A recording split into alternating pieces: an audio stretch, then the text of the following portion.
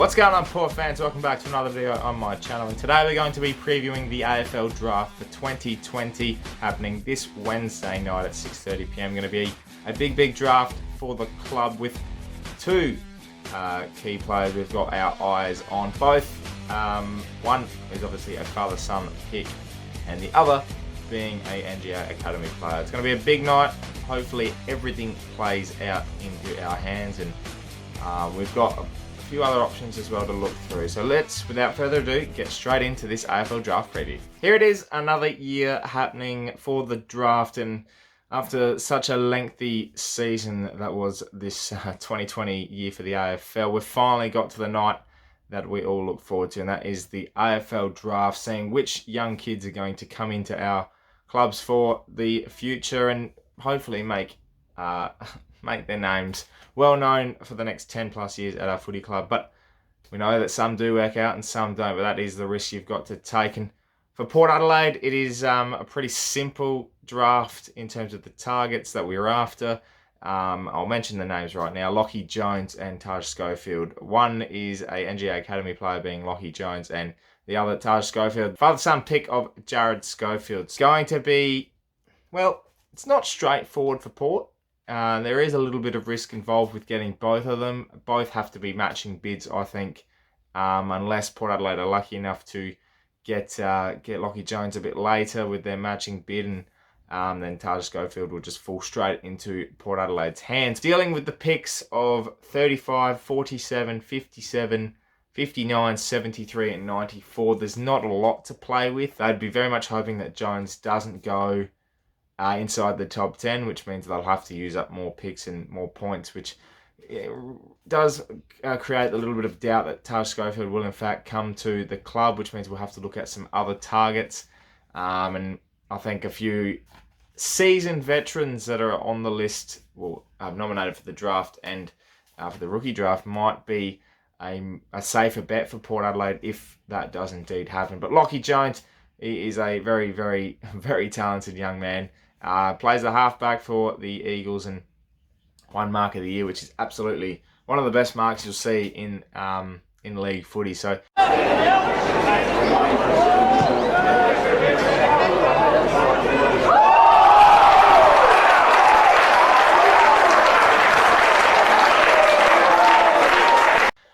he's got that talent, he's got that edge.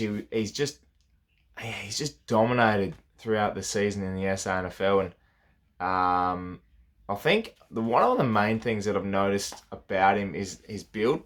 He's got a great running capacity, but he also has that body strength where he can play that one-on-one key defender role, but he's more versatile than that, and I think that's what's going to play into our hands really well. He's almost...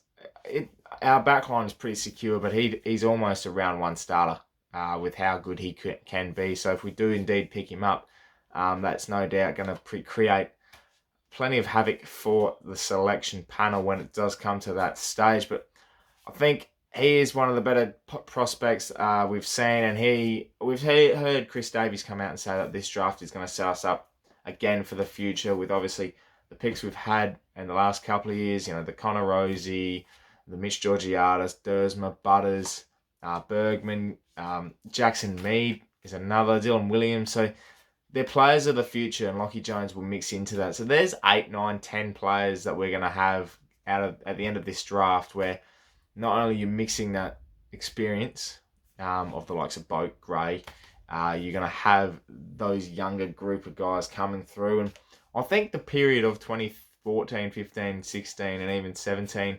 actually 2017 was pretty good. We've got Power Pepper and Marshall, but anything before that has been a bit questionable. I think Darcy Byrne-Jones has come through there and he's been absolutely brilliant. Best and fairest winner. We've seen the development of certain players that has come through, but a lot of them in that era, that 3 to 4 year block, have fallen away. And I think now that we've got Chris Davies, Jason Cripps, they're the key pillars of the football department. And they're eyeing these targets off 3-4 years out. And the data and the knowledge that you have of these younger guys coming through the system now compared to even 5 years ago is just an extraordinary development. And You know the strengths and weaknesses of the players when you do take that risk to take them with your pick. And I think, Lockie Jones, you're always going for some risk with a player, but he's a ready-made starter, and he will help out our defensive unit quite a bit. He could rival that position for Hamish Hartlett even. That's how dangerous he is. But definitely the key player, I think, of this draft that we're going to pick up. And the other one is Taj Schofield, the son of Jared. He's got electrifying midfield pace. He's a very talented young man, good user of the footy. And I think that's something else we need to add. These younger kids, they come through, they're more conditioned, they're more, they're more versatile. But their skills aren't exactly the standard that you'd like. And that's not to say, they come in with, they can't hit a target. It's more the development of your skills over time that creates that difference from the rest. That's why you have a top 10 draft pick compared to getting someone in the 50s and 60s. You might find someone diamond in the rough, like we have with Robbie Gray and Justin Westhoff. But sooner or later, you get those skillful top 10 picks. Rosie's electrifying with the ball. Dersman's got a great leg on him. Mitch Georgiadis he's got the key pillars of a forward. He's got a great mark. He can kick it very well. And it's those little types of developments in those areas that create the difference between the two. And I think Schofield might not go in that 30, that top 30, that top 40. But if we're lucky enough, we'll get him in the 50s, and we do have the 2 picks in there. I don't think too many clubs are eyeing him off. If we have to match a bid, I think the club is prepared to go into a deficiency for next year's draft in terms of points. So you go into the negative in terms of matching and building up your point system. So it's all technical with the draft picks and that point system in itself. But matching bids for your NGA Academy players and obviously your father-son picks, they do come in handy. And, with already one Burgoyne at the club, we're going to have another next year, I could almost guarantee. And we've got Amid as well, and now you're going to have a Schofield. It's 2004 vibes, but it's that. It's a little bit of difference. There's a talent with Schofield. It's not to say you're picking him for the name, because you never pick a player just for the sake of it, for a name. And there's talks of Tyson Goldsack. We'll talk about him for a second. There's a talk there that we'll pick him up as a rookie. Now, last year he was supposed to be a leadership player for the Magpies in the SANFL because Sutcliffe had become that mid-season draft pick. And I think now, because Sutcliffe has been delisted and he's gone into that leadership player role full-time, more so with the Magpies and as a development player, Goldsack's got an opportunity he'll predominantly be that. He'll be that sample player that's got experience. He's that leadership player, able to develop the youngsters in a different way, but also play and help out as best he can. It doesn't cost nothing to get a player like Tyson Goldsack, and his experience is mega. He's a premiership player, and at 33 years old, you do question it, but at the same time, when you've got lists being cut, your salary cap is so low, to have someone that's off the books in a way, which not off the books, but is so lowly rated like Goldsack would be, it just makes a hell of a difference. And to have someone like him around the group would be extraordinary to see. So you pick up these 3 players and then you mix them in with the young, talented group of the last 5 years. That I've mentioned the draft picks before in the last 5 years, but to have those all in a group, developing with the players like Houston, the players like Wines, it's a different breed. And when you have that, it becomes such a...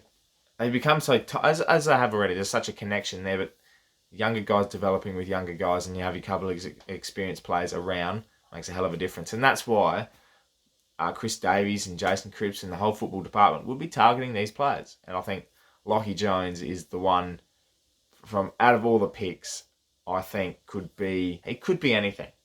And he's definitely, I think he's the one that we're all most excited about. So I look forward to seeing what he can bring to the club. There's no doubt that we'll go after him. No doubt we'll probably end up getting him. It's a near certainty that we'll match that bid.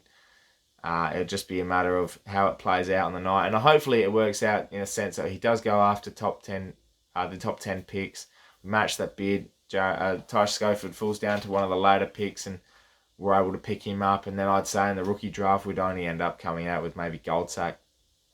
We've had a lot of talent sign, and we've delisted a few, and with list being capped at minimum 37 and a max of 44, which is 3 less than what you could have.